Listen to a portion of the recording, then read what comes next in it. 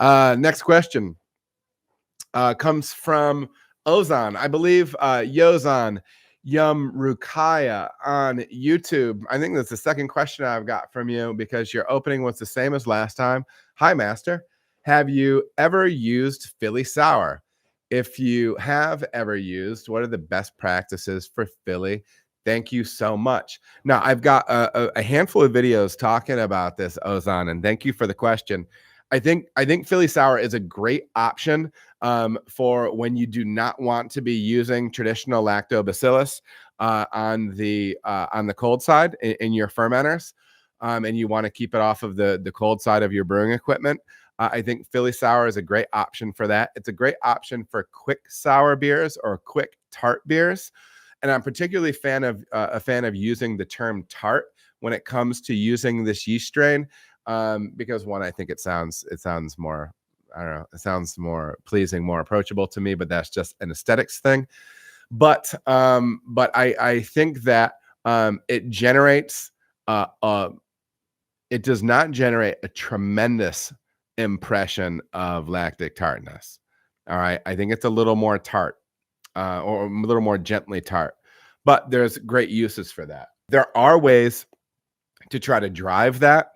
And off the top, one of the ways is making sure you have about 20% simple sugar or dextrose in your wort is a great way to do that, because it will generate the acidity up front, and it will do that with easy to digest, easily fermentable short chain sugars.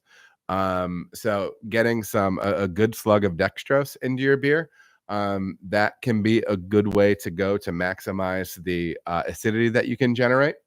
I also believe that fermenting in the higher end of the spectrum of the fermentation range can help with that, and a higher pitch rate. And I might be mistaken on that, but dig into the packaging on it. But no, I think it's a great way to do that. And also, I think once you lay down a base of tartness, and I think you're going to be able to get into maybe the 3.6 to 3.7 range pH wise.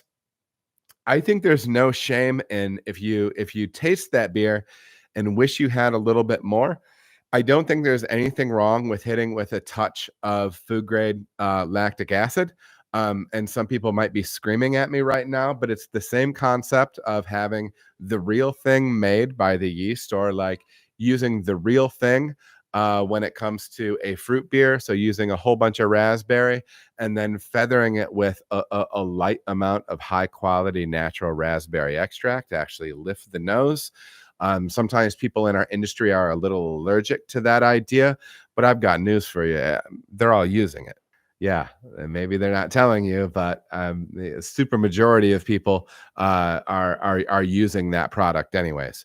So yeah, that's what my take is with that yeast strain.